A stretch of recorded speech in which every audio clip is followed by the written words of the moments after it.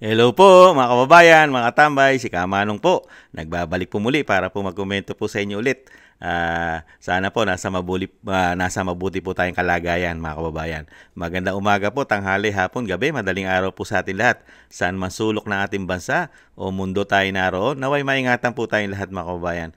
Ito po, umpisa na po natin, komentuhan po natin ito mga tambay, ito po sa Senado, mga tambay. Sa kabila ng gigil na gigil po at nagmamadali po ang mga House of Representatives na ma-impeach na po nila ang Vice President. Na-impeach na po kasi nila sa Kongreso at gigil na po. At kung sila nga po masusunod ang mga buhaya, ang mga buhaya di umano sa Kongreso, ay tapos na po ang impeachment ng Vice President. Pero dito po sa Senado ay dinelay po mga tambay. Yung impeachment proceeding po ng Vice President ay pinagpaliban po mga tambay. Hirap na hirap po kasi dahil nga po sa ba nakakita isang confidential. Pangalan pa lang confidential. Confidential. Yeah, mga kababayan, ibang klase itong Pilipinas. Ibang klase ang bansa natin. Lahat sila may confidential fund. Pero ayaw nilang buksan yung kanila. Ang pilit binubuksan, yung walang korupsyon, mga tambay, mga bihira. Mismo ang COA, ang mismong COA na sinasabi na walang korupsyon ng Vice President. Pero ang mga may issue ng korupsyon, sila pa mismo ang nagsasabi na may korupsyon ng Vice President. Kung sino pa yung may tinatagong korupsyon, di umano. Pakinggan po natin ang balita at komentuhan po natin. Ipinagpaliban ng Senado ang impeachment proceedings laban kay Vice President Sara Duterte. Ayon kay Senate President Francis C. Escudero, sa halip na sa June 2, itatakda ang presentation ng Articles of Impeachment sa June 11. Ito ay upang bigyan daan ang pagtalakay ng mga priority bills bago matapos ang 19th Congress. Kabilang sa mga panukalang batas na nais maipasa ay ang E-Governance Act, amendments sa Universal Healthcare Act at ang Anti-POGO Act. Samantala, natanggap na ng Kamara ang abiso mula naman sa Senado kaugnay ng pagbabago sa schedule. Ayon kay Attorney Francis Abante, tagapagsalita ni House Speaker Martin Romualdez, ipinasa na ito sa House Prosecution Panel para sa nararapat na pag-aksyon. Mga tamay, priority bill. Ang gusto ng Pilipino, ang priority bill, yung drug test sa mga politiko, sa mga empleyado ng gobyerno, drug test. At ang isa pang gusto ng taong bayan, bitay sa mga politiko, sa lingkod bayan, sa gobyerno. Yan po ang gusto ng mga Pilipino, bitay, saka drug test, random, sa buhok, para po hindi na po kayo tumanggi lahat. Wala na pong tanggi-tanggi. Kahit Pangulo, hindi na pwedeng tumanggi pagka naisabatas nyo na ang drug testing. Di po ba? Para sa inyo. Yan ang importante po sa panahon ngayon. Dahil laganap ang pulburon. Kailangan na po isabatas yan. Kaya lang, hindi naman po nila isasabatas yan eh. Bakit? Sila yung tatamaan. Baka sila unang maapektuhan dahil marami yatang gumagamit sa kanila. Di umano. Yan po mga tambay. Ano kaya ang niluluto pa ng Senado mga tambay? Mukha po yatang nagmamadali na ang Kongreso na ma-impeach na sa Senado ang Vice President mga tambay. Pero dito sa Senado, ano pa kaya ang iniintay nila? Mga kabayan, bakit hindi pa nila umpisahan ang impeachment ng Vice President? Bakit po dinidelay nila? Bakit kaya nagpapataas pa kaya sila ng presyo? Hindi kaya, nagtatanong lang si Kamanong, hindi kaya sila nagpapataas pa ng presyo para doon sa sinasabing yung mga magsusuhol at maglalagay bawat senador? Dahil sa Kongreso, may pumutok dyan na 150 million daw pataas pababa, di umano, ang bawat pumirmarya ng impeachment sa Kongreso. Ang mga congressman dyan o representative. Di po ba? Marami pong nagpatotoo niyan. Mga kapwa nila congressman, mga kapwa nila crocs yata. Kaya nakapagtataka, mga tambay, bakit kaya dinidelay naman? Gusto rin kaya ng karamihang senador ay kagaya ng mga congressman na magkaroon din po ng easy money? Hindi kaya? Baka naliliitan pa sa offer. Nagtatanong lang. Yun yung isang senaryo yun eh. Ang pangalawang senaryo, mga tambay, kulang pa kaya mga ebidensya? Yung mga ebidensya na ipipresenta nila ay hindi po kapanipaniwala at hindi katanggap-tanggap. Mahinang-mahina pa. Kaya ganun kailangan pang patagalin para dagdagan ng dagdagan pa ang kasinungalingang gagawin nila. Hindi kaya? Nagtatanong lang si Kamanong. Saan ka ba naman nakakita, mga katambay? Hindi ba nakakahiya ang ating bansa? Nakakahiya po ang ating bansa. Nakakahiya po sa buong mundo. Ito pong issue ng impeachment ng Vice President. Nakakahiya po. Sa matatalinong tao nag-iisip, iisipin mo mga tangat bobo ito eh. Itong mga politiko na ito, ginagawa po nilang tangat bobo ang mga sarili nila. Bakit ko po nasabi? Komento ko po. Pare-pareha sila may confidential fund eh. Magmula sa Pangulo. May mga confidential intel fund yan. Pati nga sa LGUs meron eh. Yung mga gobernador, mayor, meron yan eh. Diyan ka magtataka, bakit isang tao lang ang bubuksan mo? Kung talagang gusto mo makakita ng korupsyon, buksan mo lahat ng libro. Magmula sa Commander-in-Chief hanggang LGUs. Di po ba? Hindi po ba tayo kahiya-hiya sa buong mundo? Ano po ang nangyayari? Pamumulitika lang. Saan ka nakakita? Iimbestigahan mo yung confidential fund. Mismo yung COA. Yung COA na mismo. Hindi sinasabi na corrupt at kinurap ng Vice President ang confidential fund. Kasi confidential nga. Confidential. Confidential nga. Di po ba? At kung gusto nyo talaga at gustong-gusto nyo katanggap-tanggap sa buong mundo at hahangaan pa kayong mga politiko, magmumukha pa kayong hero, bayani sa mata ng mga Pilipino at sa mata ng mga banyaga, kung lahat kayo ay iimbestigahan nyo ang inyong confidential fund at intel fund. Buksan nyo lahat magmula sa Pangulo. Napakalaking pera ang ginugugol taon-taon ng confidential intel fund ng Pangulo. Hindi bababa sa 5 bilyon. Hindi bababa sa 5 bilyon. Samantalang yung sa Vice President, 120 million. Gigil na gigil kayo. Unbelievable. Mahiya naman kayo sa balat ninyo, matitigas at makukunat. Ibang klase kayo. Ginagawa nyo lang tangat bobo ang mga Pilipino. Di ba? Ginagawa nyo kaming tanga, bobo. Gigil na gigil kayo sa confidential ng iisang politiko. Samantalang kayo, politiko rin. Meron din kayo karga-karga. Di po ba? Lalong-lalo kayo, mga congressman. Nasa ang inyong budget? Nasa ang inyong libro? Wala ngang public hearing ang inyong mga budget. Mga hindot kayo. Di po ba? Nakatago. At hindi natin alam kung magkano mga budget niyan, bawat congressman. At kung paano nila ginagastos yan dahil sarado libro niyan. Kaya nga hinahamon ni dating Pangulong Duterte na buksan magbukasan tayo ng libro na malaman natin kung sino pinaka-corrupt, pinaka-worst, pinaka-rotten na mga politiko. Bakit sa Vice President lang? Buksan nyo sa Commander-in-Chief. At kung gusto nyo, gumawa kayo ng batas. Magpasa kayo ng batas para sa mga confidential intel fund ninyo. Di po ba? Yan ang the best. Gumawa kayo ng batas, kayong mga politiko. Gawin nyo ng batas. Lahat ng confidential fund ay kailangan ay resibuhan na. At hihayag na. At ipakita na sa sambayan ng Pilipino kung paano ginagastos ito. Di po ba? Nakatala na. Naka-upload na sa computer at madaling makita ng mga Pilipino kung paano ginagastos yan. Katulad na sa Pangulo, hindi bababa sa 5 bilyon sa loob lang ng 12 buwan. Paano ginastos ng Pangulo yan? Isabatas nyo yan. Di ba?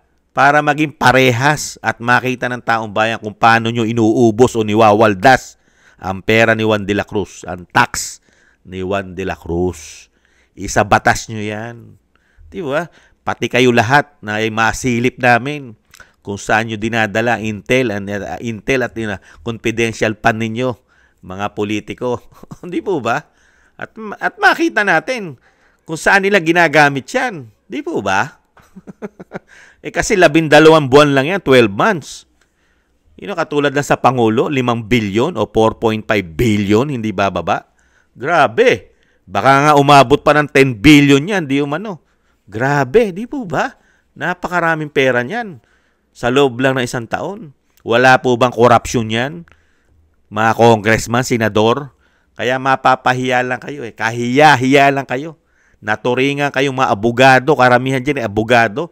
Nagmumukha po kayong tanga, bobo, gago. Di ba no? Di po ba, mga kababayan? Nakakabobo po. Pagkaya sila pinanood mo, pinakinggan mo, nakakabobo. Nakakatanga. Para sa kanila, nagmumukha silang tanga, gago, bobo eh. Di po ba? Gigil na gigil ka sa confidential fund ng isang tao, pero ayaw mong kalkalin yung sayo. Pilit mong sinisikreto, tinatago yung sayo. Ano ka? Ano tingin mo sa aming mga Pilipino? Ano tingin mo sa aming taxpayer? Tanga? Wala ka ba? Yung sayo nasaan? Ipakita mo sa amin, buksan mo. Di ba? Lalo yung sa speaker, sa Senate President. Buksan nyo lahat yan, lalo-lalo sa Pangulo. Di po ba? Para hindi tayo magmukhang tanga sa ibang bansa at hindi tayo magmukhang gago sa sarili nating bansa. Di po ba, mga kababayan? Unbelievable. Anong klase mga politiko ito? Pagka ganito pong klase mga lingkod bayan, walang kakwenta-kwenta ito. Dinadaan lang sa politika, sa ganda ng salita. Babanatan din ng media. Pati ang mga media nagiging tanga, bobo, gago ang ating mga mainstream media. Nagiging tanga. Bakit hindi na tanungin ang mga politiko na ito? Paano naman po sa inyo? Saan nyo naman po ginamit ang inyong intel at confidential fund, mga congressman, senador? At paano rin po yung sa Pangulo? Hindi po ba natin iimbestigahan yan? Kaya nga po pati mainstream media, hindi naman lahat, ay nagiging tanga, gago at bobo rin. Nagpapakatanga. Gigil na gigil sila sa isang lingkod bayan. Ni ayaw man lang nila tanungin itong ibang lingkod bayan na kamusta naman yung kanila. Saan nila dinala? At paano nila ginastos? Nasaan? Di po ba? Hindi naman po tanga kami. Di kami bobo. Di po ba? Isa batas nyo yan na magkaalaman. Tingnan natin kung paano nyo ginagastos ang mga intel at confidential fund nyo, mga hindot kayo. Di po ba? Isa batas nyo yan. Isa batas nyo ang confidential fund, isa batas nyo ang drug test, at isa batas nyo ang bitay para sa inyo. Ayan, malalaman po natin kung gaano katitino ang mga politiko. Pag naisabatas na po yan, yung drug test, yung bitay para sa mga politiko. At syempre po, yung confidential na galit kayo, isabatas nyo na. Na taon-taon ay kailangan po yan rebisahin at kailangan po yan ma-audit ng tama with resibo. With resibo. Isabatas nyo, kailangan resibo. Di ba? At yan po ay kailangan makita ng mga Pilipino kung saan nyo pinagdadadala. Diba? Hindi yung isang politiko lang na naglilingkod ng tama at tapat. Pinupolitika nyo dahil nga po hindi nyo katulad na kayo ay swapang at ganid at greedy sa kapangyarihan yata at sa pera at may bonus pa yata ang pulboron. Hindi kaya? Mga kabayan? Kaya po dito, yung delayment na sinasabi natin, kabobohan lang po yan, katangahan lang yan. Nakakahiya, Nakakahiya itong mga senador, mga congressman. Nakakahiya. Napakababa na po ng magiging pagtingin po dyan ng mga banyaga, mga ibang lahi. Nakakahiya. Mababalitaan, iniimbestigahan mo yung confidential ni Vice President, pero yung confidential ng Pangulo, sa confidential nila ng mga congressman at senador, nakatago, naka-aparador, naka-lock. Tapos galit na galit kayo sa korupsyon. Ano tingin nyo sarili nyo? Mga ano kayo, mga santo? Ano tingin nyo sa mga sarili nyo, mga congressman, mga senador? At dyan sa Pangulo. Ano tingin nyo sa sarili nyo? Mga santo? Hindi kayo nakakasala? Unbelievable. Kayo nga yung napakarami issue ng korupsyon. Mga kababayan, ibang klase ito mga tao na ito. Sa ating bansa, alam nyo, dito sa ating bansa, ang mga politiko natin, mga tambay, hindi na kailangan magmaskara. Hindi na kailangan magmaskara. Bakit? Kasi pag nagmaskara ka, kakapal ang mukha mo eh. Ito mga politiko na ito, hindi na kailangan magmaskara. Dahil antimano, makakapal na mga pagmumuka. Di umano. Di ba? Makakapal na pagmumuka sa kahihiyan. Makakapal na pagmumuka sa korupsyon. Di ba? Makapal na ang muka sa pamumulitika. Di umano. Kaya hindi na kailangan magsuot ng maskara dahil nga sobrang kapal na ng mga pagmumuka. Di umano, mga tambay. Di po ba? Mga kababayan, nagtatanong lang si Kamanong. mas matalino pa ang grade 1 sa mga politiko natin ngayon eh. Mas matalino pa yung nag-aaral, yung grade 1. Kasi pagka tinanong mo yung mga bata, mga grade 1, kaya sagutin eh. Mga tambay, di ba? Bakit sa Vice President tinatanong ninyo? Bakit yung sa President hindi po ninyo tinatanong? Mas mataas ang presidente. Vice President lang po siya. Kaya nga mas matalino pa yung grade 1 sa mga senador at sa mga congressman. Yan po ang nagagawa ng sobrang kagahaman, sobrang ganid, nakatambay, at sobrang pagmamahal sa salapi. Yan po, nakakabobo po talaga yan. Nakakabobo. Lalong-lalo kung marami kang karga-karga na issue ng korupsyon. Nakakabobo po talaga yan sa sobrang pamumulitika. Mga kabayan, unbelievable. Yan po, i-delay nyo na i-delay. Napakahirap talaga. At syempre po, sanay na sanay naman po kayo sa kahihiyan eh. At sanay na sanay kayo, mga politiko, sanay na sanay kayo na dalhin sa kahihiyan ng ating bansa. Di po ba? Makakapal kasi na yata pagmumukha nyo talaga eh. Yung ginawa lang kay dating Pangulong Duterte, nakakahiya na sa ibang bansa, lumaganap sa buong mundo ang ginawa nila sa ating dating Pangulong Duterte. Kidnapping, sariling gobyerno, kinidnap, itinapon pa. Pambihira, nagpasakop tayo sa hustisya ng banyaga, may sarili tayong jurisdiction at soberenya. Nakakahiya. Pinahina mo ang ating bansa, ang ating malayang bansa. May korte tayo, ayaw nyo usigin sa sarili nating bansa ang dating Pangulong Duterte. Nakakahiya. Ganyan na ba kahihina ang ating mga piskal, ang ating mga judges? Diba? Ganyan na ba kahina ang mga Pilipino pagdating sa paglilitis ng kaso? Nakakahiya. Ngayon lang tayo nagkaroon ng gobyerno na ganitong ikinahihiya ang ating judicial. Kinahihiya ang ating mga justices. Kinahihiya ang ating mga piskal, ang ating mga abogado. Kinahihiya. At talagang umasa pa tayo sa banyaga. Mga tambay, unbelievable. Ganun talaga eh. Pagka mabubudol ka, talagang malas eh. Yan po mga tambay. Ang komento po natin sa delayment ng Senado na napakatatalino. Mga tambay, ubod ng talino. At siyempre po, sila na ang pinakamatalino, mga kababayan. At tayo na ang pinakabobo. Sila na yung matalino. Unbelievable. Maraming salamat po. Maraming salamat po mga tambay. Sa mga nagusto po ng Tambayan mga kabayan. Sa ating po mga tagapanood, thank you po. Sa ating po mga subscribers, thank you po. At shoutout po sa inyong lahat. Maraming salamat po. At syempre po sa mga nagbibigay po ng biyaya sa inyong lingkod, thank you po. Kingston 123 ng Hong Kong, Eric Hershio ng Canada, Jake Yahut 4531 ng Maisog, California, USA, Gina Reyes, Solid DDS ng Berlin, Germany, Julieta Silona ng Sydney, Australia, Jem Aris ng United Arab Emirates, Jobilin Watanabe ng Japan, ako si Pilam, Annie Joe, Teodorico Erguisa Jr., si Arpel Villacorta, Wills Bubbles 5697, Rosalina Team 888. Thank you po. At siyempre po si Baby Roman at Ate Isa ng Cagayan Valley. Maraming salamat po sa inyo mga kabayan. Thank you po. Thank you rin po sa mga nagko-comment, like, share, and subscribe. At siyempre po, wag po natin kalimutan mga kabayan. Kung tayo po'y matutulog na, isama po natin sa dasal at panalangin na maingatan po ang pamilya Duterte at makabalik na po sa lalong mabilis ang dating Pangulong Duterte sa ating bansa. Thank you po mga kabayan. At syempre po yung mga kabayan, yung pag-iingat po. Kailangan po natin mag-ingat mga tambay. Doble ingat po tayo. Thank you po at paalam po muna mga tambay. Sa muli po. Ingat po. Bye-bye.